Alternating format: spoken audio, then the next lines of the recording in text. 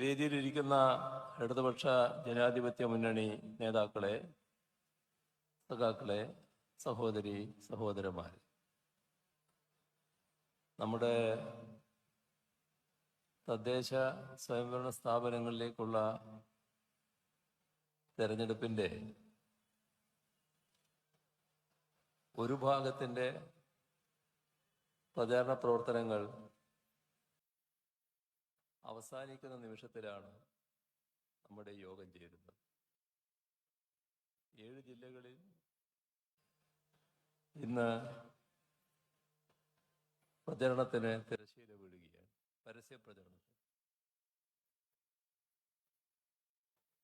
9-ാം തീയതി ആ ജില്ലകൾ തെരഞ്ഞെടുപ്പിലേക്ക് നീങ്ങുന്നു. നമുക്ക് ബാക്കിയുള്ള 7 ജില്ലകൾക്ക് 2 ദിവസം കൂടിയുണ്ട്. 11-ാം തീയതിയാണ് 2ാം ഘട്ടത്തിലെ തെരഞ്ഞെടുപ്പ്. ഈ തെരഞ്ഞെടുപ്പിൽ ഇടതുപക്ഷ ജനാധിപത്യ മുന്നണി തെരഞ്ഞെടുപ്പ് പ്രഖ്യാപിക്കപ്പെട്ട സാഹചര്യത്തിൽ തന്നെ വലിയ ആത്മവിശ്വാസത്തോടെയാണ് പങ്കെടുത്തത്. തെരഞ്ഞെടുപ്പ് പ്രവർത്തനങ്ങൾ ആരംഭിച്ചപ്പോൾ LDF-ന്റെ കരുത്ത്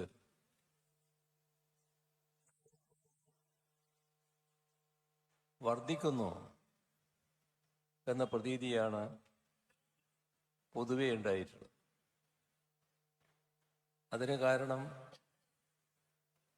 ജനങ്ങൾ LDF-ന് ആ പിന്തുണ വർത്തമാനമായ തോതിൽ ഉണ്ടാകുന്നു എന്നതാണ് തദ്ദേശ സ്വയംഭരണ സ്ഥാപനങ്ങളിലേക്കുള്ള ഈ തെരഞ്ഞെടുപ്പ് ഘട്ടം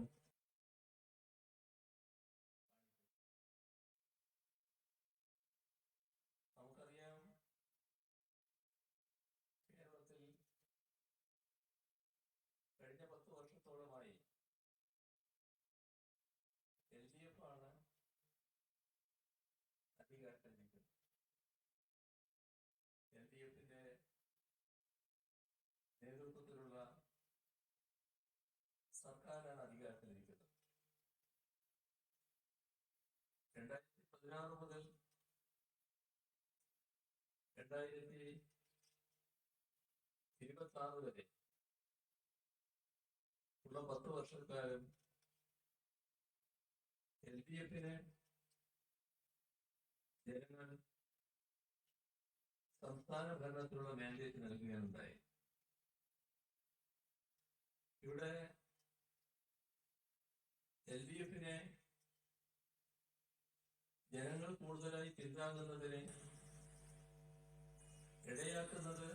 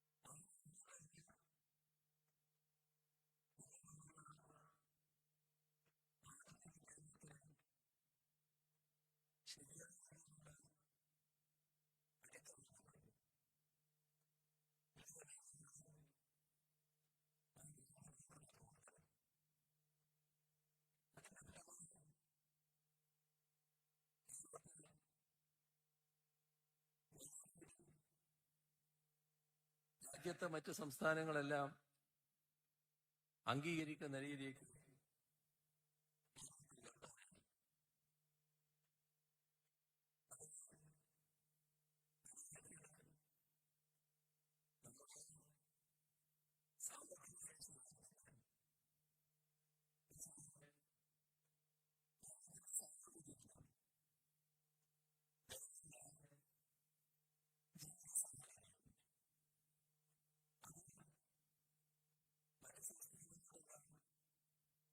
വ്യത്യസ്തമായി നിലകൊണ്ടു. അവിടെയാണ് കേരള മോഡൽ എന്ന വിശേഷണം വന്നത്. കേരള മോഡൽ വലിയ തോതിൽ പ്രകീർത്തിക്കപ്പെട്ടു.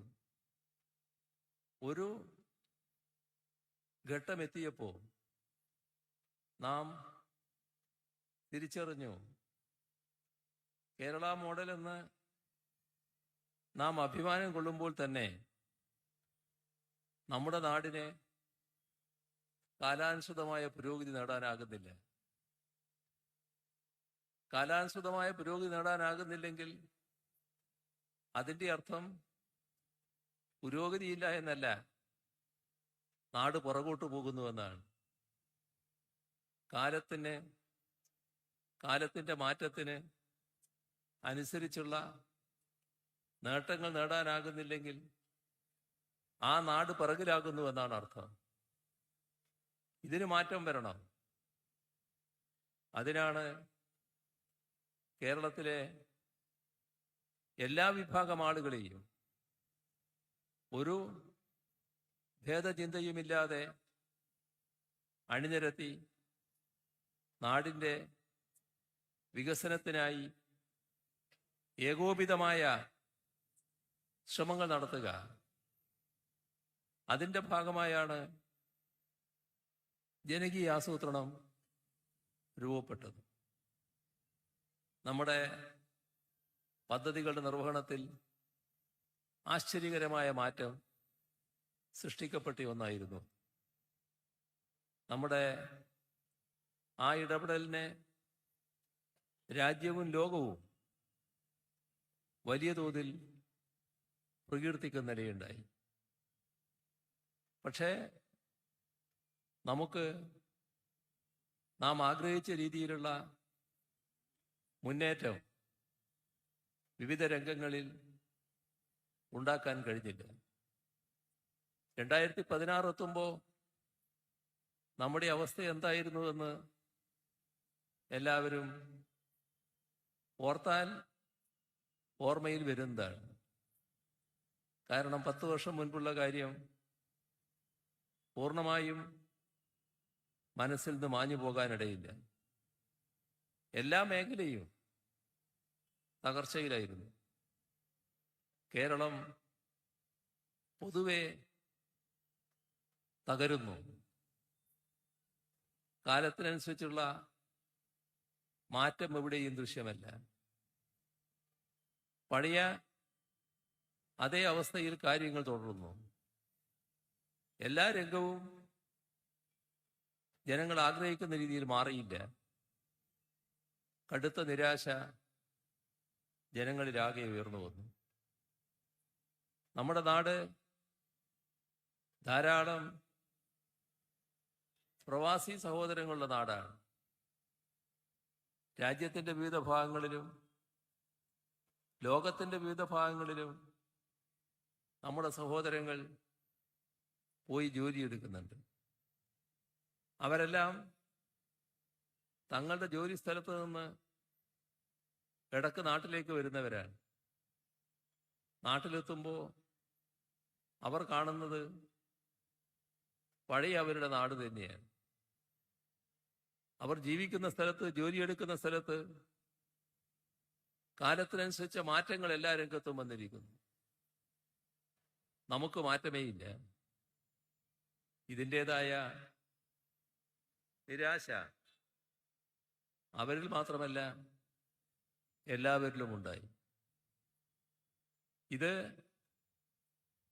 ഇത്രയും വിശദമായി പറഞ്ഞത് ഇന്നത്തെ സാഹചര്യം നാം വിലയിരുത്തുമ്പോൾ 2016 മുൻപുള്ള കേരളം എന്തായിരുന്നുവെന്ന് നമ്മളെല്ലാവരുടെയും മനസ്സിൽ ഉണ്ടാകണമെന്നതുകൊണ്ടാണ്.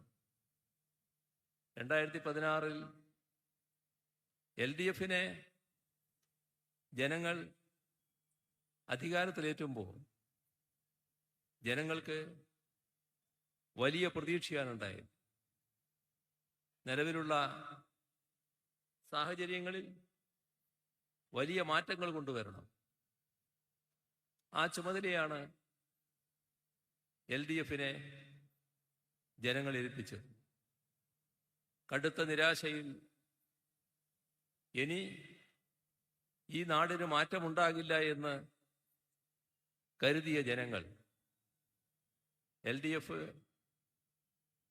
അധികാരത്തിലെത്തി ഏതാനും മാസങ്ങൾ കഴിയുമ്പോഴേക്കും ഈ നിരാശക്ക് മാറ്റം വന്നു. ഇവിടെ ഒന്നും നടക്കില്ല എന്ന ചിന്ത മാറി. എല്ലാവരും ഇവിടെ പലതും നടക്കും എന്ന് ചിന്തിക്കുന്ന അവസ്ഥയായി. നിരാശക്ക് പകരം നല്ല പ്രത്യാശ എല്ലാവരിലും ഉണ്ടായി.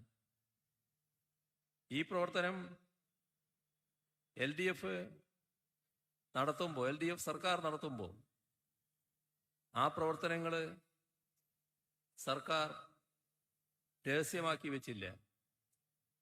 ഓരോ ഘട്ടത്തിലും എന്താണ് നാട്ടിൽ നടക്കുന്നത്, തെരഞ്ഞെടുപ്പ് രംഗത്ത് ജനങ്ങൾക്ക് നൽകിയ വാഗ്ദാനം എത്ര കണ്ട് നിറവേറ്റിയിട്ടുണ്ട്, ഓരോ വർഷവും അതുമായി ബന്ധപ്പെട്ട പ്രോഗ്രസ് റിപ്പോർട്ട് ജനങ്ങളുടെ മുന്നിൽ അവതരിപ്പിക്കുന്ന സ്ഥിതി വന്നു.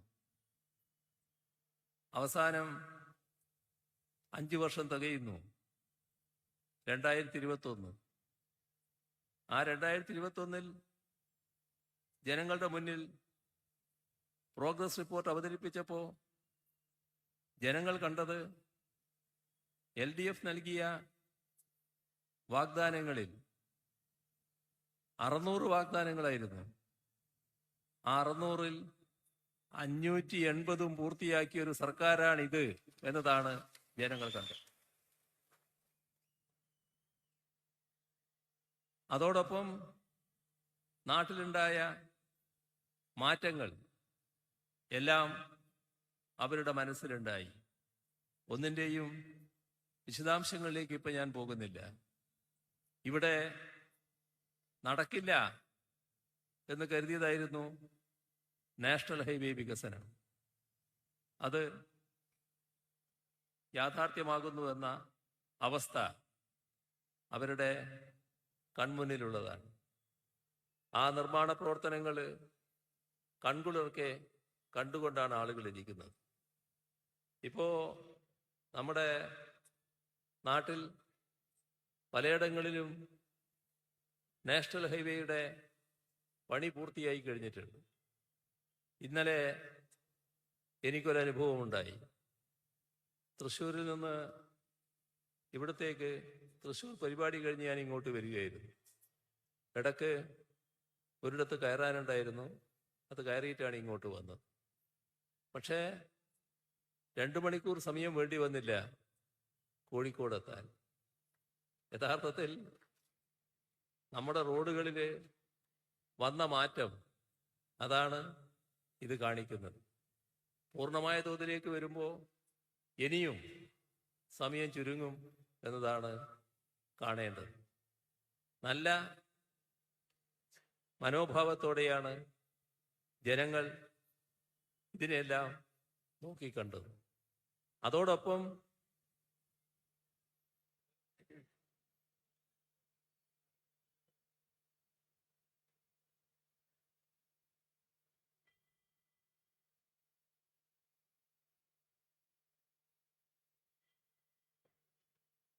ജനങ്ങൾ മറ്റൊരു കാര്യം ചിന്തിക്കുകയാണ്.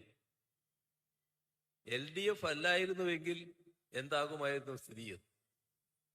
ഈ പറയുന്ന നാഷണൽ ഹൈവേ യാഥാർത്ഥ്യമാക്കാൻ ഒരു ശ്രമവും UDF നടത്തിയിരുന്നില്ല എന്ന് മാത്രമല്ല, UDF സർക്കാരിൻ്റെ നിസ്സംഗതയിൽ മനം മടുത്ത് നാഷണൽ ഹൈവേ അതോറിറ്റി കേരളം വിട്ടുപോയതായിരുന്നു.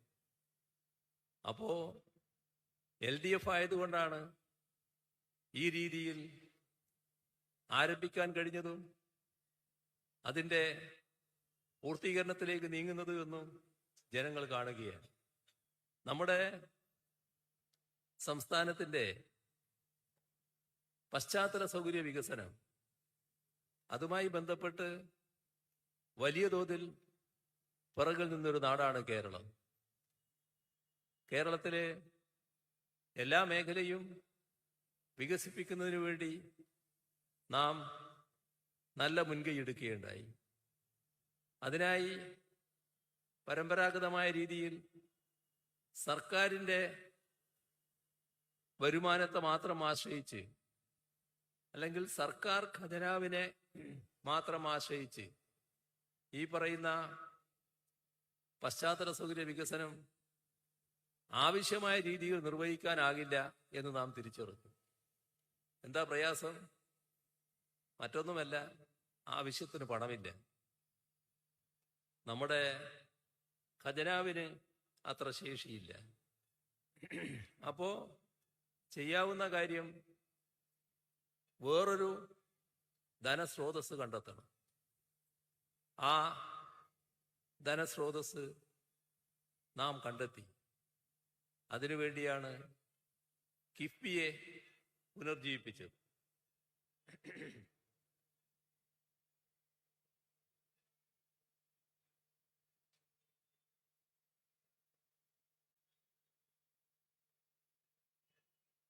ഒന്നിൻ്റെയും വലിയ തോതിലുള്ള വിശദാംശങ്ങളിലേക്ക് ഇപ്പൊ കടക്കുന്നില്ല. പക്ഷേ നാം കാണേണ്ടത്, ഈ കാലയളവിൽ കേരളത്തിലെ ഖജനാവ് മുഖേന പശ്ചാത്തല സൗകര്യ വികസനത്തിന് വേണ്ടി ചെലവഴിച്ചത് 40,000 കോടി രൂപയാണ്. അത് ഖജനാവിലെ പണമാണ്. എന്നാൽ കിഫ്ബി മുഖേന ചെലവഴിച്ചത്, അതിനുവേണ്ടിയുള്ള പദ്ധതികൾ അംഗീകരിച്ചത് 90,000 കോടി രൂപയുടേതാണ്. അങ്ങനെ വന്നാൽ 1.5 ലക്ഷത്തോളം കോടി രൂപയുടെ പശ്ചാത്തല സൗകര്യ വികസനമാണ് ഈ LDF കാലയളവിൽ കേരളത്തിൽ നടന്നിട്ടുള്ളത്. ഇതാണ് നാം കാണുന്ന ആശ്ചര്യകരമായ വികസനത്തിനെല്ലാം വഴിവെച്ചത്. നമ്മുടെ റോഡുകള്, നമ്മുടെ പാലങ്ങള്, നമ്മുടെ ഫ്ലൈ ഓവറുകള്, നമ്മുടെ റെയിൽവേ മേൽപ്പാലങ്ങള്, മറ്റു തരത്തിലുള്ള ഒട്ടേറെ പശ്ചാത്തല സൗകര്യ വികസന പദ്ധതികള്, ഇതെല്ലാം യാഥാർത്ഥ്യമായത് ഈ വഴിക്കാണ്. അപ്പോ ജനങ്ങൾ തിരിച്ചറിയുന്നു, LDF അല്ലായിരുന്നു എങ്കിൽ ഇതൊന്നും ഇവിടെ സംഭവിക്കുമായിരുന്നില്ല എന്ന്. ആ ഒരു തിരിച്ചറിവ് LDFന് കൂടുതലായി പിന്തുണ നൽകുന്നതിലേക്ക് ജനങ്ങളെ എത്തിക്കുന്നു എന്നതാണ് നാം കാണേണ്ടത്. ഇത് ഈ ഒരു കാര്യത്തിൽ മാത്രമല്ല.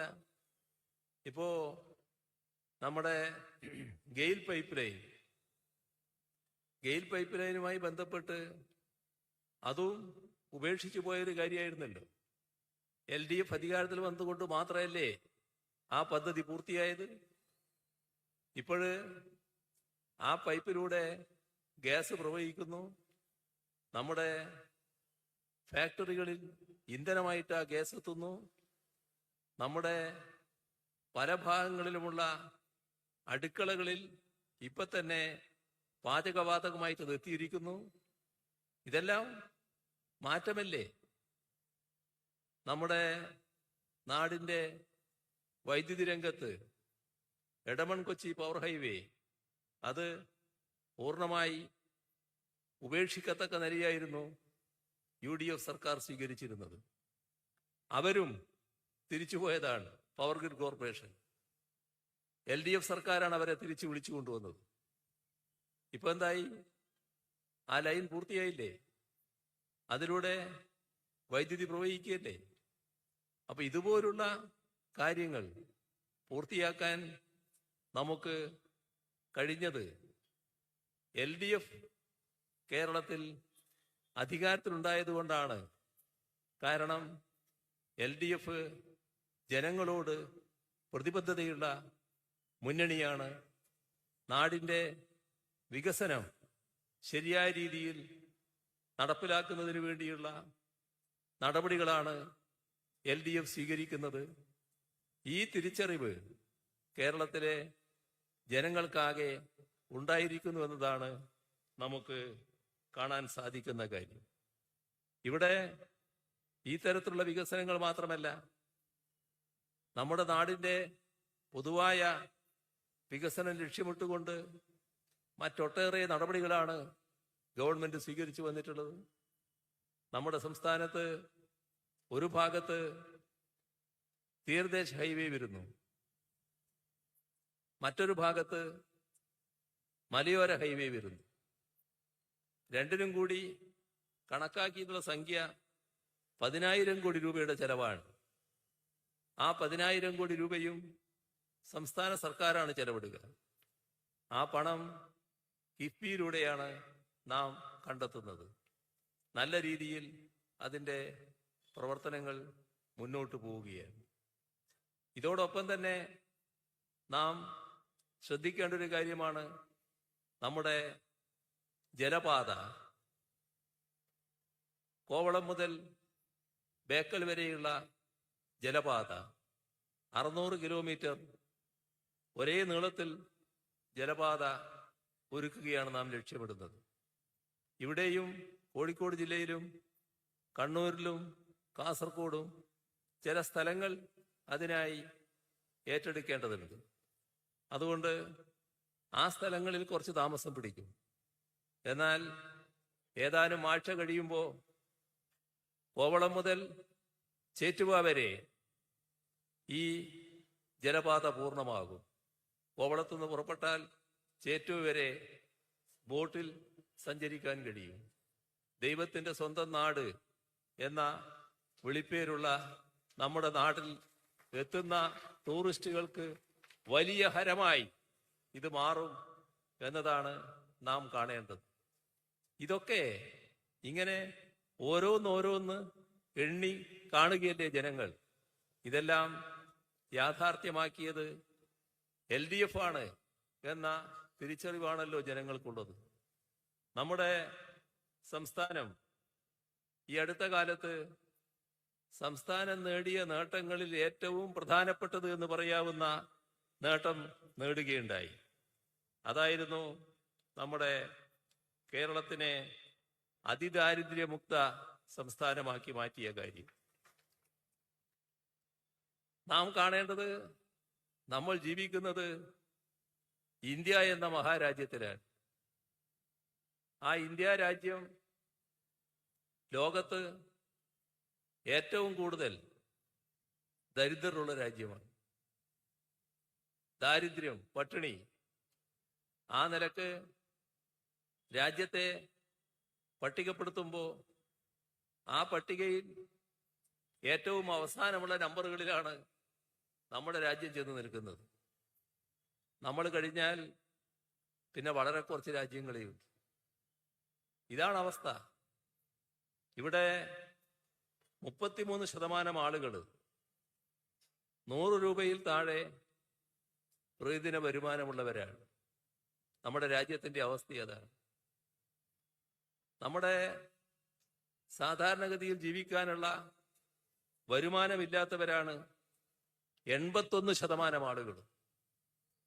ഇന്ത്യ മഹാരാജ്യത്ത് ജീവിക്കുന്ന ജനങ്ങളിൽ 81% പേര് സാധാരണ ജീവിതം നയിക്കാൻ ശേഷിയില്ലാത്തവരാണ്. നമ്മുടെ രാജ്യമാണ് ഏറ്റവും കൂടുതൽ നിരക്ഷരർ ഉള്ള രാജ്യം. നാം കേരളം സമ്പൂർണ്ണ സാക്ഷരത നേരത്തെ നേടിയ നാടാണ്. ഇതാണ് കേരളത്തിന് പുറത്ത് രാജ്യത്തുള്ള അവസ്ഥ എന്ന് ചിന്തിച്ചേക്കരുത്. 100-ൽ 37 പേർ രാജ്യത്താകെ എടുത്താൽ സാക്ഷരത നേടിയിട്ടില്ല എന്നതാണ് കാണാൻ നമുക്ക് സാധിക്കുക. ഇങ്ങനെ എല്ലാ കാര്യങ്ങളിലും നാം വലിയ തോതിൽ പിറകിൽ നിൽക്കുകയാണ്. വൻതോതിൽ പോഷണക്കുറവ് അനുഭവപ്പെടുന്ന രാജ്യവുമാണ് ഇന്ത്യ രാജ്യം. 25% ജനങ്ങളെങ്കിലും സാധാരണഗതിയിലുള്ള പോഷണം ലഭിക്കാത്തവരാണ്, പോഷകാഹാരം ലഭിക്കാത്തവരാണ് എന്നതാണ് ഔദ്യോഗികമായി തന്നെ കണക്കാക്കിയിട്ടുള്ളത്. ഇങ്ങനെയുള്ള ഒരു രാജ്യത്ത് എങ്ങനെയാണ് ഒരു സംസ്ഥാനത്തിന് അതിദാരിദ്ര്യമുക്തമാകാൻ പറ്റുക? അവിടെയാണ് കേരളം മറ്റെല്ലാവരെയും അത്ഭുതപ്പെടുത്തുന്നത്. രാജ്യത്തെ, ലോകത്തെ അത്ഭുതപ്പെടുത്തുന്നു. ഈ കൊച്ചു നാടിന് എങ്ങനെ ഇത് സാധ്യമായി എന്ന്. സാധ്യമായതിൻ്റെ മറ്റ് വിശദാംശങ്ങളിലേക്കൊന്നും കൂടുതലായിട്ട് പോകുന്നില്ല. പക്ഷേ നാം നമ്മുടെ നാട്ടിൽ വലിയ കരുതലോടെയാണ് ഇടപെട്ടു പോന്നിട്ടുള്ളത്. ആ ഇടപെടലിൽ പലതിനും പങ്കുണ്ട്. അതിലൊന്നാണ് നമ്മുടെ ക്ഷേമപ്രവർത്തനത്തിൻ്റെ അവസ്ഥ. നമ്മുടെ സംസ്ഥാനത്ത് ക്ഷേമപ്രവർത്തനത്തിന് ഇരയാകുന്ന അർഹത നേടിയിട്ടുള്ള ആളുകൾ, അവരുടെ കാര്യത്തിൽ എല്ലാ ഘട്ടത്തിലും LDF അങ്ങേയറ്റം താല്പര്യമാണ് പ്രകടിപ്പിച്ചിട്ടുള്ളത്. നിങ്ങൾക്കെല്ലാവർക്കും അല്ലെങ്കിലും ചിലർക്കെങ്കിലും ഓർമ്മയുണ്ടാകും, ഈ ക്ഷേമ പെൻഷൻ നേരത്തെ ആരംഭിക്കുന്നത് പഴയ നായനാർ ഗവൺമെന്റ് കാലത്ത് 45 രൂപ കർഷക തൊഴിലാളികൾക്ക് പെൻഷൻ കൊടുത്തുകൊണ്ടാണല്ലോ. എന്തൊരു പുകിലായിരുന്നു അന്ന്! എത്ര കടുത്ത എതിർപ്പാണ് കോൺഗ്രസ് രേഖപ്പെടുത്തിയത്! ഇത് ധൂർത്താണ്. ഖജനാവിലെ പണം അനാവശ്യമായി ചെലവഴിക്കുകയാണ്. പ്രത്യുൽപാദനപരമായ കാര്യങ്ങൾക്കല്ല ചെലവഴിക്കുന്നത്. എന്തെല്ലാം ആക്ഷേപങ്ങൾ അതിൻ്റെ പേരിൽ കേൾക്കേണ്ടി വന്നു. അതിനുശേഷം UDF ഗവൺമെന്റ് അധികാരത്തിൽ വന്നപ്പോൾ അതുമായി ബന്ധപ്പെട്ട ഒരു തുടർ നടപടിയും സ്വീകരിച്ചില്ല. അന്നത്തെ 45 പിന്നെ 60 മാറ്റുന്നത് അടുത്ത LDF ഗവൺമെന്റ് വന്നപ്പോഴാണ്. അതിന്റെ കഥകളിലേക്ക് ഇപ്പോൾ പോകുന്നില്ല. 2016 അന്ന് കേരളത്തിൽ നൽകേണ്ടിയിരുന്ന പെൻഷൻ നമ്മുടെ സംസ്ഥാനത്ത് നൽകാൻ തയ്യാറായില്ല എന്നതാണ് ഫലത്തിൽ കാണാൻ കഴിയുക. 600 രൂപയാണ് നൽകേണ്ട പെൻഷൻ. ഞങ്ങൾ 2016 മന്ത്രിസഭാ യോഗം ചേർന്നപ്പോൾ ഈ പെൻഷന്റെ അവസ്ഥ എന്താണെന്ന് ചോദിച്ചു. ഇപ്പൊ കണക്ക് വന്നു. 18 മാസത്തെ കുടിശ്ശിക. 18 മാസത്തെ കുടിശ്ശിക നിലവിൽ ഉണ്ട്. അന്ന് LDF സർക്കാർ തീരുമാനിച്ചു, ആ മന്ത്രിസഭാ യോഗം തീരുമാനിച്ചു, ഇത് മുഴുവൻ കൊടുത്തു തീർക്കുക. ആദ്യ നടപടി അതാണ്. അത് ചെയ്തു. പിന്നെ പടിപടിയായി വർധനവിലേക്ക് വന്നു. ആ വർധനവ് 1600 വരെ എത്തി നിന്നു. 2021 ആയപ്പോ 1600 രൂപ കയ്യിൽ കിട്ടുന്ന ആളുകളായി ക്ഷേമ പെൻഷൻ അർഹതയുള്ളവർ. 2021 പരമ്പരാഗതമായി കഴിഞ്ഞ കുറച്ച് കാലമായി കേരളത്തിൽ നടന്നു വരുന്ന അതേ രീതിയാണ് തുറന്നിരുന്നെങ്കിൽ LDF താഴെ ഇറങ്ങി UDF അധികാരത്തിൽ വരുമായിരുന്നു. പക്ഷേ ജനങ്ങൾ LDFന് തുടർഭരണം ഏൽപ്പിച്ചു. അതുകൊണ്ടുണ്ടായ അനേകം പ്രത്യേകതകളുണ്ട്. അതിലൊന്ന്, ഈ 1600 രൂപ കൃത്യമായി ഗുണഭോക്താക്കളുടെ കയ്യിലെത്തി എന്നുള്ളതാണ്. അല്ലെങ്കിൽ UDF ആയിരുന്നുവെങ്കിൽ അത് നൽകുമായിരുന്നില്ല. ചെറിയ സംഖ്യ പോലും നൽകിയിരുന്നില്ല. 2016 കാര്യം ഞാൻ പറഞ്ഞല്ലോ. 2006 LDF സർക്കാർ സഖാവ് VSന്റെ നേതൃത്വത്തിൽ അധികാരത്തിൽ വരുന്ന ഘട്ടം.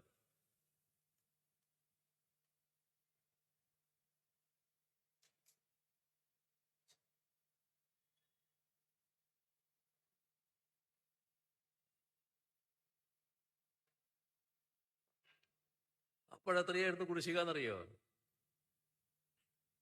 28 മാസം. 28 മാസം എന്ന് പറഞ്ഞാൽ എത്ര വർഷമാണെന്ന് നിങ്ങൾക്ക് കണക്കൂട്ടാലോ. ഇതാണ് അവസ്ഥ. ഇതാണ് UDFന്റെ മനോഭാവം. ചെറിയ സംഖ്യ പോലും കൊടുക്കാൻ തയ്യാറായിരുന്നില്ല. പിന്നീട് LDF സർക്കാരാണ് ആ കുടിശ്ശിക ഓരോ ഘട്ടത്തിലും തീർക്കുന്നത്. എന്നാൽ ഇവിടെ 2021 1600 പെൻഷൻ അതേ രീതിയിൽ ഗുണഭോക്താക്കളുടെ കയ്യിലെത്തുന്ന നില വന്നു. കാരണം LDFന്റെ തുടർഭരണം. ഇപ്പോ ആ 1600 2000 രൂപയായി മാറുകയും ചെയ്തു. ആ 2000 രൂപ ജനങ്ങളുടെ കൈകളിലേക്ക് എത്തിത്തുടങ്ങി. ഇതെല്ലാം LDF ഭരണം നിലനിൽക്കുന്നതുകൊണ്ടാണ്. മറ്റൊന്ന് കാണേണ്ടത് 2021 തുടർഭരണമാണ് ഈ രീതിയിൽ കാര്യങ്ങൾ മാറുന്നതിന് ഇടയാക്കിയത് എന്നതുമാണ്.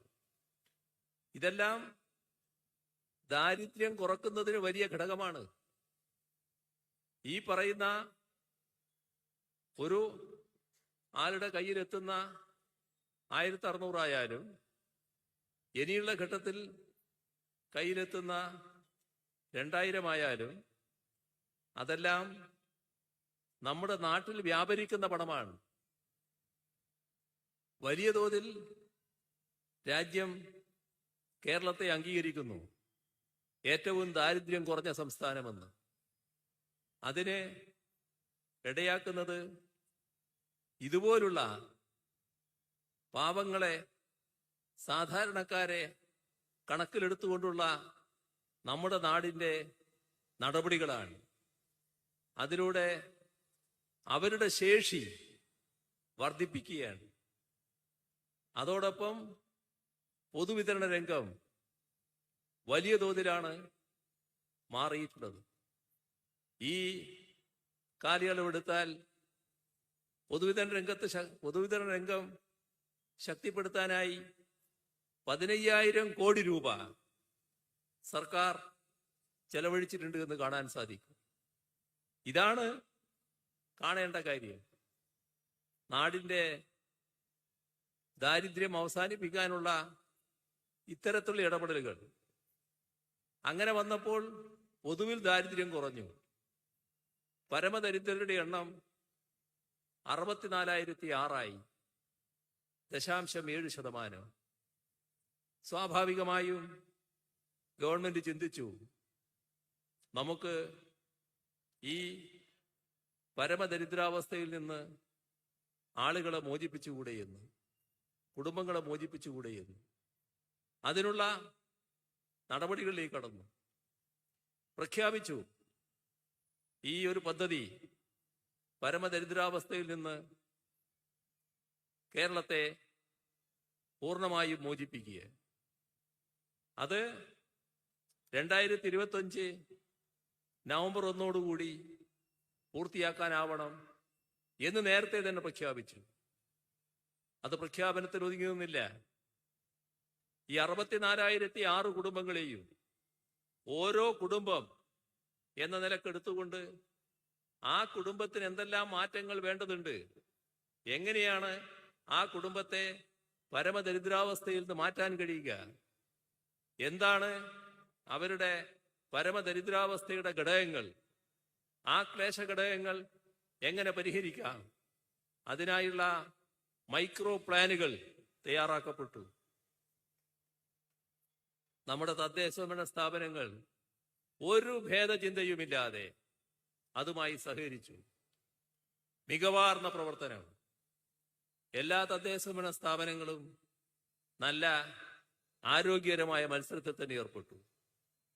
2025 നവംബർ 1 നേരത്തെ പറഞ്ഞ രീതിയിൽ നമുക്ക് ലോകം ആശ്ചര്യപ്പെട്ടു നോക്കുമാറുള്ള ആ പ്രഖ്യാപനം, കേരളം അതിദാരിദ്ര്യമുക്ത സംസ്ഥാനമായി എന്ന പ്രഖ്യാപനം നടത്താനായി.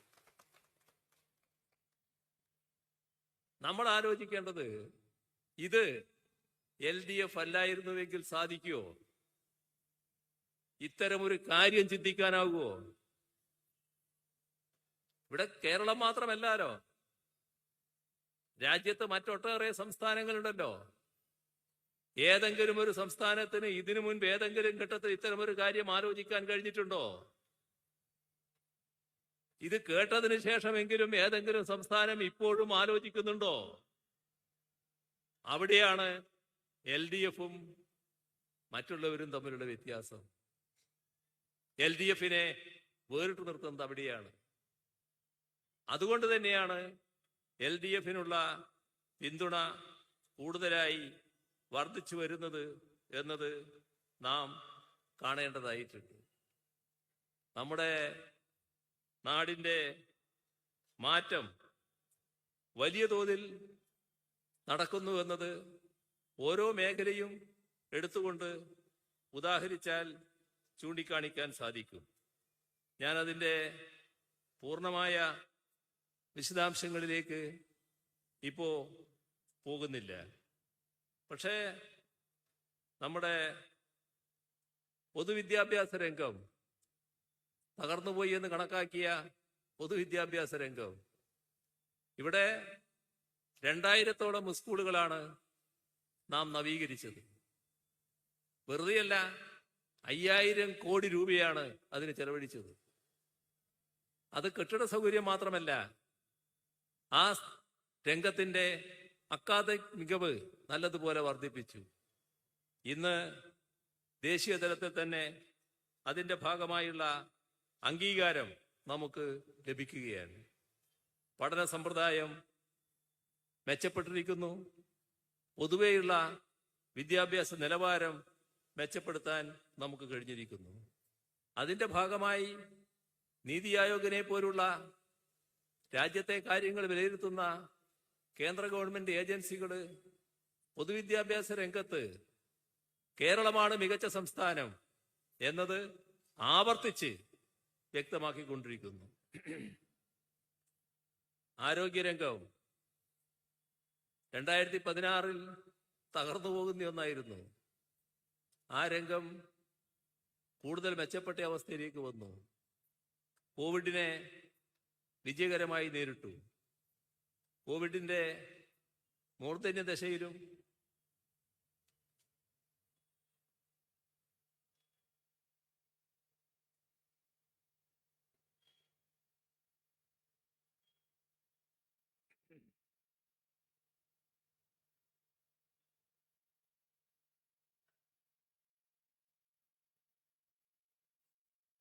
ആരോഗ്യരംഗത്ത് നമ്മൾ ഒരുക്കിയ സൗകര്യങ്ങൾ അതിനെ കവച്ചു വെക്കാൻ കോവിഡിന് കഴിഞ്ഞില്ല.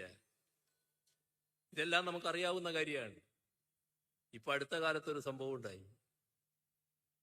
ലോകത്തെ സമ്പൽ സമൃദ്ധമായ രാജ്യമാണ് അമേരിക്ക എന്നെല്ലാവരും അംഗീകരിക്കുന്ന കാര്യമാണല്ലോ. എന്തിനും അമേരിക്കയാണ് മികച്ചു നിൽക്കുന്നത് എന്നാണല്ലോ പൊതുവെ കണക്കാക്കാറ്. പക്ഷേ അമേരിക്കയിലെ ശിശുമരണ നിരക്ക്, നവജാത ശിശുമരണ നിരക്ക് 5.6 നമ്മുടെ കേരളത്തിൽ 5 എന്ന് പറഞ്ഞാൽ അമേരിക്കയെ കവച്ചു വെക്കാൻ കേരളത്തിന് കഴിഞ്ഞിരിക്കുന്നു എന്നർത്ഥം. ഇത് നമ്മുടെ സംസ്ഥാനത്തിന്റെ അഭിമാനകരമായ നേട്ടമാണ്. മാതൃമരണ നിരക്കിലും ഈ നേട്ടം കാണാൻ നമുക്ക് കഴിയും. നാം ആരോഗ്യരംഗത്തൊരുക്കിയ ആർദ്രം മിഷൻ മുഖേനയുള്ള സൗകര്യങ്ങൾ അതാണ് ഇതിനെല്ലാം ഇടയാക്കിയത്. നമ്മുടെ സംസ്ഥാനം രാജ്യത്തിന് മുന്നിൽ ഒട്ടേറെ മാതൃകകൾ സൃഷ്ടിച്ചിട്ടുണ്ട്. രാജ്യത്തിന് അഭിമാനിക്കാവുന്ന സംഭാവനകൾ നമ്മുടെ സംസ്ഥാനം നൽകിയിട്ടുണ്ട്. എന്നാൽ നമ്മുടെ സംസ്ഥാനത്തിന് ആവശ്യമായ സഹായം വേണ്ട ഘട്ടത്തിൽ നൽകാൻ കേന്ദ്രഭരണം തയ്യാറായിട്ടില്ല എന്ന ദുരവസ്ഥയുണ്ട്. 2018-ലാണ് നൂറ്റാണ്ടിലെ മഹാപ്രളയം നാം നേരിട്ടത്. തൊട്ടു പിന്നാലെ അതിരൂക്ഷമായ കാലവർഷക്കെടുതി. നമ്മളെ സഹായിക്കാൻ ബാധ്യത കേന്ദ്ര ഗവൺമെന്റ് ഉണ്ടായിരുന്നു. പക്ഷേ അർഹമായ സഹായം ലഭിക്കാത്തൊരു നാടായി നമ്മുടെ നാട് മാറി. കാരണം കേരളത്തോട് ഒരു പ്രത്യേക പകപോക്കൽ രീതി. ഇവിടെ ചൂരൽമല മുണ്ടക്കൈ ദുരന്തം സംഭവിച്ചു. പ്രധാനമന്ത്രി അടക്കം വന്നു. നല്ല കാര്യം. കാര്യങ്ങൾ കേട്ടു. പഴയ അനുഭവം നിഷേധാത്മകമാണെങ്കിലും എല്ലാവരും പ്രതീക്ഷിച്ചു ഇക്കാര്യത്തിൽ സഹായം ലഭിക്കുമെന്ന്. സഹായമുണ്ടാകുമെന്ന സൂചനയുമുണ്ടായി. പക്ഷേ സഹായമേ തന്നില്ല. ഒരു പ്രത്യേക പകപോക്കൽ നയം. സർക്കാർ പ്രഖ്യാപിച്ച പുനരധിവാസ പദ്ധതി, ആ പുനരധിവാസ പദ്ധതിയിൽ സഹായം പലരും വാഗ്ദത്തം ചെയ്തിരുന്നു. വാഗ്ദത്തം ചെയ്ത ഒട്ടേറെ സംഘടനകള്, പ്രസ്ഥാനങ്ങള്, വ്യക്തികള് എല്ലാം ആ സഹായത്തിൽ ഉറച്ചു നിന്നിട്ടുണ്ട്. അതിനാവശ്യമായ ഫണ്ട് നൽകിയിട്ടുമുണ്ട്. അതിൽ നല്ല രീതിയിൽ എടുത്തു പറയാവുന്ന പ്രവർത്തനം നടത്തിയവരാണ് കേരളത്തിലെ DYFI എന്ന യുവജന സംഘടന. അവര് 100 വീടുകൾ നിർമ്മിക്കുന്നതിനാവശ്യമായ ഫണ്ടാണ് നൽകിയത്. 100 വീട് വാഗ്ദത്തം ചെയ്ത മറ്റു ചിലരും ഉണ്ടായിരുന്നു. പക്ഷേ അന്ന് ഒരു കാര്യം എല്ലാവരോടും എന്ന നിലക്ക് ഗവൺമെന്റിന് വേണ്ടി വ്യക്തമാക്കിയിരുന്നു. വീട് നിർമ്മാണം ഗവൺമെന്റ് ചുമതലയിൽ നടത്തുക എന്നാണ് കണ്ടത്. ഓരോ വീടിനും ആവശ്യമായ തുക ഈ സംഘടനകൾ നൽകുക.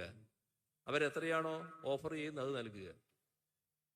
എന്നാൽ ഈ ആരെങ്കിലും നൽകാതിരുന്നാൽ ആ വീടുകളുടെ നിർമ്മാണം ഉപേക്ഷിക്കില്ല. എല്ലാ വീടുകളും പൂർത്തിയാക്കും. ഇത് ചിലരെല്ലാം വാഗ്ദത്തം അത് നിറവേറ്റാനുള്ളതാണോ എന്ന സംശയം അന്നേ ഉള്ളത് കൊണ്ടാണ് അങ്ങനൊരു കാര്യം പറഞ്ഞിരുന്നത്. ആര് തന്നാലും തന്നില്ലെങ്കിലും ഈ പറയുന്ന എല്ലാ വീടുകളും പൂർത്തിയാക്കാനുള്ള ബാധ്യത സംസ്ഥാന സർക്കാരിനുണ്ട്. ആ ബാധ്യത സംസ്ഥാന സർക്കാർ നിറവേറ്റും എന്നായിരുന്നു പറഞ്ഞിരുന്നത്. ഇനി ഏതാനും ആഴ്ചകളേ ഉള്ളൂ. ജനുവരിയിൽ ആ വീടുകൾ പൂർത്തിയാക്കുന്നതിനുള്ള നടപടികളുമായിട്ടാണ് മുന്നോട്ട് പോകുന്നത്. ഇവിടെ കൊച്ചിയിലെ വാട്ടർ മെട്രോ നമ്മുടെ സ്വന്തം പദ്ധതിയാണ്. ആ പദ്ധതി രാജ്യത്തിലെ വിവിധ സംസ്ഥാനങ്ങൾ ഇപ്പോ കൊച്ചി വാട്ടർ മെട്രോയെ കുറിച്ച് പഠിക്കാൻ വരികയാണ്. എങ്ങനെ അവർക്കത് പകർത്താൻ പറ്റും എന്ന് നോക്കുക. എന്നാൽ അവർ മാത്രമല്ല, ലോകത്തിലെ പല രാജ്യങ്ങൾ ഇങ്ങോട്ട് വരികയാണ്. വാട്ടർ മെട്രോയുമായി ചർച്ച ചെയ്യുകയാണ്. അവർക്കിത് ആരംഭിക്കണമെന്ന് പറഞ്ഞുകൊണ്ട് ഇത്തരമൊരു പദ്ധതി നമ്മൾ കേരളം നടപ്പാക്കിയതാണെങ്കിലും അത് രാജ്യത്തിന് തന്നെ അഭിമാനിക്കാവുന്ന ഒരു പദ്ധതിയായി മാറിയിരിക്കുകയാണ്. രാജ്യത്തെ ആദ്യത്തെ ഡിജിറ്റൽ യൂണിവേഴ്സിറ്റി ഇവിടെയാണ്. നമ്മളാണ് തുടങ്ങിയത്. കേരളമാണ് തുടങ്ങിയത്. ആ ഡിജിറ്റൽ യൂണിവേഴ്സിറ്റി രാജ്യത്തിന് തന്നെ മാതൃകയായിട്ടുള്ളതാണ്. ഡിജിറ്റൽ സയൻസ് പാർക്ക് അതിൻ്റെ പ്രവർത്തനങ്ങൾ ഫലപ്രദമായി നടന്നുകൊണ്ടിരിക്കുകയാണ്. ഇവിടെ നേരത്തെ പറയുകയുണ്ടായി, നമ്മുടെ ക്ഷേമപ്രവർത്തനങ്ങളുടെ ഭാഗം നമ്മുടെ സമൂഹത്തിൽ പതിനായിരങ്ങൾ വീടില്ലാതെ കഴിയുന്നവരാണ്. ഒരു വീട് സ്വപ്നം കണ്ട് ആ സ്വപ്നത്തോടെ മണ്ണടിച്ചു പോകുന്നവർ. അതിന് പരിഹാരം കാണാനാണ് 2016 LDF സർക്കാർ ലൈഫ് മിഷൻ പ്രവർത്തനം ആരംഭിച്ചത്. 2021 തെരഞ്ഞെടുപ്പ് വന്നപ്പോ കേരളത്തിലെ UDFന്റെ കൺവീനർ പ്രഖ്യാപിച്ച ഒരു പ്രഖ്യാപനം എല്ലാവരും ഓർക്കുന്നുണ്ടാവും. അന്ന് പറഞ്ഞത് ഞങ്ങൾ അധികാരത്തിൽ വന്നാൽ LDF പറഞ്ഞ 5 ലക്ഷം എന്നതിന് പകരം 10 ലക്ഷമാക്കുമെന്നല്ല. എന്താ പറഞ്ഞത്? ഞങ്ങൾ അധികാരത്തിൽ വന്നാൽ ലൈഫ് മിഷൻ ഉപേക്ഷിക്കും, അത് പൂർണ്ണമായി റദ്ദ് ചെയ്യുമെന്നായിരുന്നു. ജനങ്ങൾ അവരെ റദ്ദ് ചെയ്തു എന്നുള്ളത് വേറൊരു കാര്യം, അവരെ ഉപേക്ഷിച്ചു. ഏതായാലും ഇപ്പൊ നാം കാണേണ്ടത് 4.25 ലക്ഷത്തോളം വീടുകൾ നമുക്ക് പൂർത്തിയാക്കാൻ കഴിഞ്ഞിരിക്കുന്നു. അവിടങ്ങളിൽ 4.25 ലക്ഷത്തോളം കുടുംബങ്ങൾ താമസിക്കുന്നു എന്നർത്ഥം. ബാക്കിയുള്ള വീടുകൾ ഇനിയുള്ള മാസങ്ങൾ കൊണ്ട് സമയബന്ധിതമായി പൂർത്തിയാക്കാനുള്ള നടപടികളാണ് സ്വീകരിച്ചു പോകുന്നത്. നമ്മുടെ നാട്ടിൽ ഭൂമി കയ്യിലുണ്ട്, പക്ഷെ അവകാശമില്ല. അതിന്റെ വിഷമസ്ഥിതിയിൽ കഴിയുന്ന കുറെ ആളുകളുണ്ടായിരുന്നു, 10,000-കണക്കിന് ആളുകളുണ്ടായിരുന്നു. LDF സർക്കാരിന്റെ കാലത്ത് നമ്മുടെ കഴിഞ്ഞ കണക്കിനനുസരിച്ച് 4,956 പട്ടയമാണ് വിതരണം ചെയ്തത്. ഇനിയും ഈ ചുരുങ്ങിയ കാലയളവ് കൊണ്ട് ബാക്കി പട്ടയങ്ങൾ വിതരണം ചെയ്യാൻ പോവുകയാണ്. നല്ല ഇടപെടലാണ് ആ കാര്യത്തിൽ ഉണ്ടായിട്ടുള്ളത്. നമ്മുടെ പൊതുവിദ്യാഭ്യാസ രംഗം മാത്രമല്ല, ഉന്നത വിദ്യാഭ്യാസ രംഗം വലിയ തോതിലാണ് മെച്ചപ്പെട്ടിട്ടുള്ളത്. ഉന്നത വിദ്യാഭ്യാസ രംഗം വലിയ പുറകിലായിരുന്നു നമ്മൾ. പൊതുവിദ്യാഭ്യാസ രംഗം പോലെ അത്തരത്തിൽ ശ്രദ്ധ പിടിച്ചു പറ്റിയിരുന്നില്ല എന്ന് മാത്രം. എന്നാൽ 2016 ഞങ്ങൾ അധികാരത്തിൽ വന്നപ്പോൾ യൂണിവേഴ്സിറ്റി വൈസ് ചാൻസലറുമായി ഒരു ചർച്ച നടത്തുകയുണ്ടായി. അപ്പൊ അവരോട് ചോദിച്ചൊരു കാര്യം, രാജ്യത്തെ 100 സ്ഥാപനങ്ങൾ എടുത്താൽ അതില് നമ്മുടെ കേരളത്തിൽ നിന്ന് എത്ര സ്ഥാപനങ്ങളുണ്ട്? ഉത്തരമുണ്ടായിരുന്നില്ല. കാരണം ഉത്തരം പറയാൻ കഴിയുമായിരുന്നില്ല. 2021 LDFന്റെ തുടർഭരണം വന്നപ്പോ LDF ഗവൺമെന്റ് പ്രഖ്യാപിച്ചു, ഉന്നത വിദ്യാഭ്യാസ മേഖല വലിയ തോതിൽ ശക്തിപ്പെടുത്തണം, കേരളത്തെ ഉന്നത വിദ്യാഭ്യാസത്തിനൊരു ഹബ്ബാക്കി മാറ്റണം. അതിനുവേണ്ടി ഇടപെടലുകൾ നടന്നു. ഉന്നത വിദ്യാഭ്യാസ കൗൺസിൽ അതിന് നേതൃത്വത്തിലുള്ള പഠനങ്ങൾ നടന്നു. ഗവൺമെന്റ് ആവശ്യമായത്ര ഫണ്ടുകൾ നൽകി. യൂണിവേഴ്സിറ്റികളും ഉന്നത വിദ്യാഭ്യാസ സ്ഥാപനങ്ങളും ശാക്തീകരിക്കപ്പെട്ടു. കോഴ്സുകൾ, നൂതനമായ കോഴ്സുകൾ വന്നു. ഇപ്പൊ എന്താ അവസ്ഥ എന്നറിയോ? രാജ്യത്തെ പൊതു യൂണിവേഴ്സിറ്റികൾ ആദ്യത്തെ 12 എണ്ണം എടുത്താൽ, കഴിഞ്ഞ വർഷത്തെ കണക്കാണ് ഞാൻ പറയുന്നത്, അതിൽ 3 എണ്ണം നമ്മുടെ കേരളത്തിലേതാണ്. 9ാം സ്ഥാനത്ത് കേരള, 10ാം സ്ഥാനത്ത് കൊച്ചി, 11ാം സ്ഥാനത്ത് ഗാന്ധി, 43ാം സ്ഥാനത്ത് കാലിക്കറ്റ്. ഇതാണ് അവസ്ഥ. ആദ്യത്തെ 100 കോളേജുകൾ എടുത്താൽ അതിൽ 16 എണ്ണം കേരളത്തിൽ നിന്നുള്ളതാണ്. ഈ വർഷം അഡ്മിഷന്റെ സമയത്ത് മാധ്യമങ്ങൾ റിപ്പോർട്ട് ചെയ്തു, രാജ്യത്തിന് പുറത്തുള്ള കുട്ടികൾ വൻതോതിലാണ് കേരളത്തിലേക്ക് പഠിക്കുന്നതിന് വേണ്ടി ചേരാൻ അപേക്ഷ നൽകുന്നത്. വലിയ മാറ്റം ഇതിൻ്റെ എല്ലാം ഭാഗമായി ഉണ്ടായിരിക്കുന്നു എന്നതാണ് നാം കാണേണ്ടത്. നമ്മുടെ സംസ്ഥാനത്ത് തൊഴിലന്വേഷകരുടെ തൊഴിൽ സാധ്യത അത് ഉറപ്പുവരുത്തുന്നതിന് വേണ്ടി KDISCന്റെ ആഭിമുഖ്യത്തിൽ വലിയ തോതിലുള്ള പ്രവർത്തനങ്ങളാണ് നടന്നു വരുന്നത്. 2 ലക്ഷം ആളുകൾക്ക് നൈപുണ്യ പരിശീലനം അതിന്റെ ഭാഗമായി നൽകുകയാണ്. വലിയ മാറ്റം ഇതിനകം വന്നു കഴിഞ്ഞിട്ടുണ്ട്. ധാരാളം ഇടപെടലുകൾ നമ്മുടെ ഉന്നത വിദ്യാഭ്യാസ മേഖലയിൽ നടക്കുന്നു എന്താണ് കാണാൻ നമുക്ക് കഴിയുക. ഇവിടെ പുതിയ സ്ഥാപനങ്ങളുടെ സ്ഥിതിയെടുത്താൽ ഡിജിറ്റൽ സയൻസ് പാർക്കിന്റെ കാര്യം ഞാൻ പറഞ്ഞു. എന്നാൽ അതിനു പുറമെ സയൻസ് പാർക്കുകൾ 3 എണ്ണം 600 കോടി രൂപ ചെലവിട്ട് കേരളത്തിൽ സ്ഥാപിക്കുകയാണ്. അതേപോലെ തന്നെ ഇന്നത്തെ കാലത്തിന് ചേർന്ന ഗ്രഫീൻ ഇന്നവേഷൻ സെന്റർ കേരളത്തിൽ സ്ഥാപിക്കുന്നു. ഇവിടെ institute of advanced virology institute, അത് ലോകപ്രശസ്തമായ തലത്തിലേക്ക് ഉയരുന്ന ഒന്നാണ്. അതിൻ്റെ പ്രവർത്തനങ്ങൾ പൂർത്തിയായി, നല്ല രീതിയിൽ പ്രവർത്തനം ആരംഭിച്ചു. ഇപ്പോൾ നല്ല മികവോടെ പ്രവർത്തിച്ചു വരികയാണ്.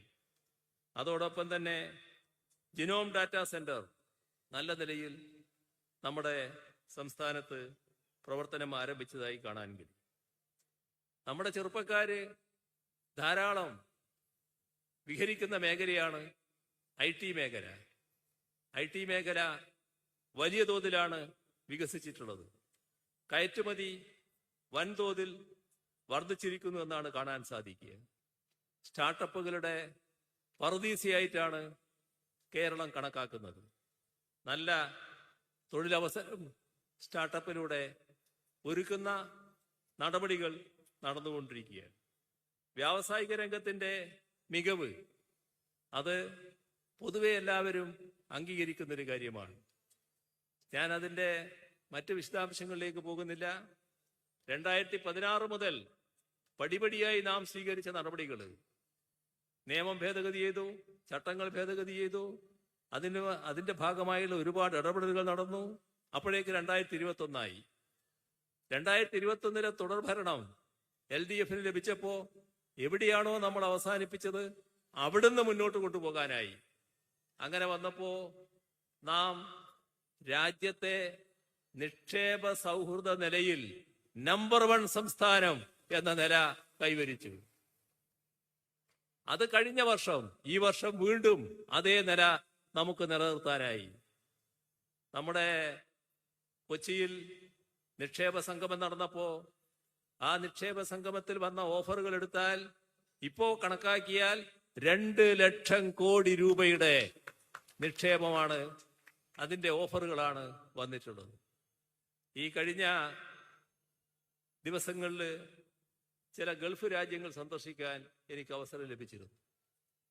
ആശ്ചര്യകരമായ പ്രതികരണമാണ് അവിടുത്തെ മലയാളി കൂട്ടായ്മയുടെ ഭാഗത്തുനിന്നുണ്ടായത്. സ്വാഭാവികം, അത് കേരളത്തോടുള്ള പ്രതികരണം സ്വാഭാവികമായിട്ട് മലയാളികളുടെ ഭാഗത്തുനിന്നുണ്ടാവുക.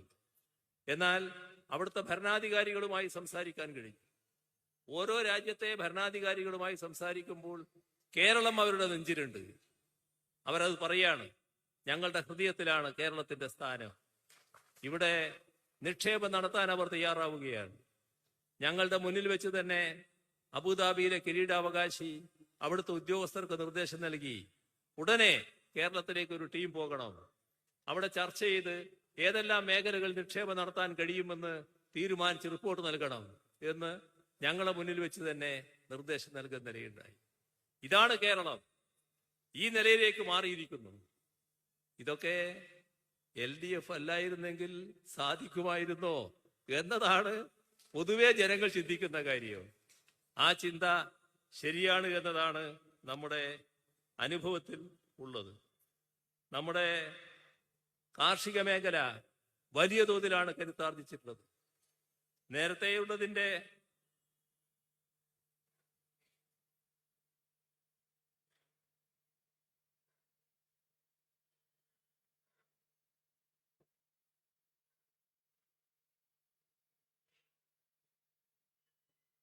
വളർച്ചാ നിരക്ക് 2016 2% മാത്രമായിരുന്നു. ഇപ്പോൾ അത് 4.64%, 5% അടുത്താണ്.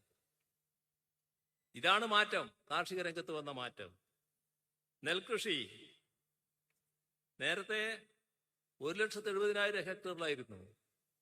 ഇപ്പോ 2.5 ലക്ഷം ഹെക്ടറിൽ നെൽകൃഷി ഉണ്ട് എന്നാണ് കാണാൻ കഴിയുക. പച്ചക്കറി ഉൽപാദനം 7 ലക്ഷം മെട്രിക് ടണ്ണായിരുന്നു. അത് 16 ലക്ഷം മെട്രിക് ടണ്ണായി വർദ്ധിപ്പിക്കാനായി. നമ്മുടെ പൊതുവെ രംഗത്തിന്റെ ശക്തിയാർജിക്കൽ എല്ലാവരും കാണുന്ന ഒരു കാര്യമാണ്. നേരത്തെ ഞാൻ പറഞ്ഞു 15,000 കോടി രൂപയോളം അതിനുവേണ്ടി ചെലവഴിച്ച കാര്യം. നമ്മുടെ സംസ്ഥാനത്തിന്റെ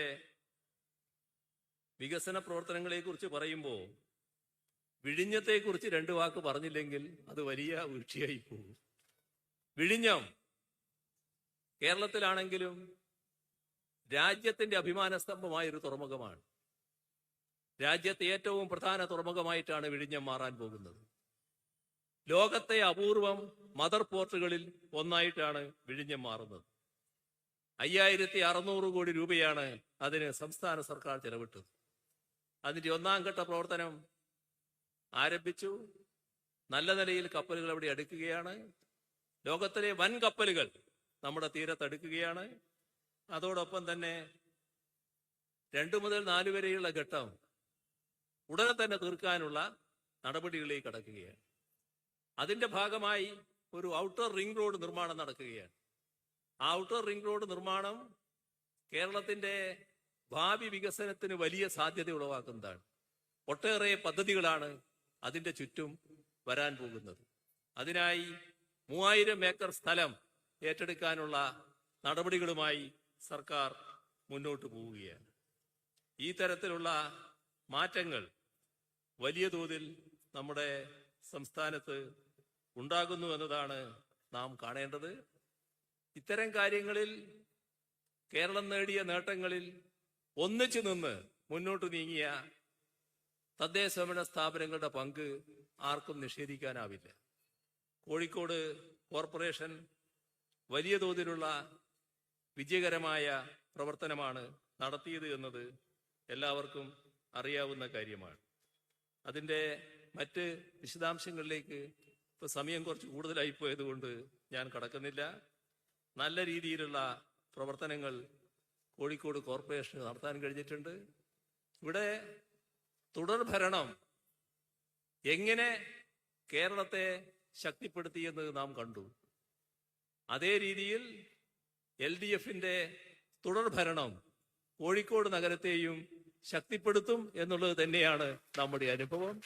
അതുകൊണ്ട് ചരിത്രപരമായ വിജയം കോഴിക്കോട്ടെ LDF സ്ഥാനാർത്ഥികൾക്ക് കോഴിക്കോട് കോർപ്പറേഷനിൽ നൽകണം എന്നുകൂടി അഭ്യർത്ഥിച്ചുകൊണ്ട് മറ്റു കൂടുതൽ കാര്യങ്ങളിലേക്ക് കടക്കാതെ അവസാനിപ്പിക്കുന്നു. നിങ്ങൾക്ക് എൻ്റെ അഭിവാദ്യങ്ങൾ.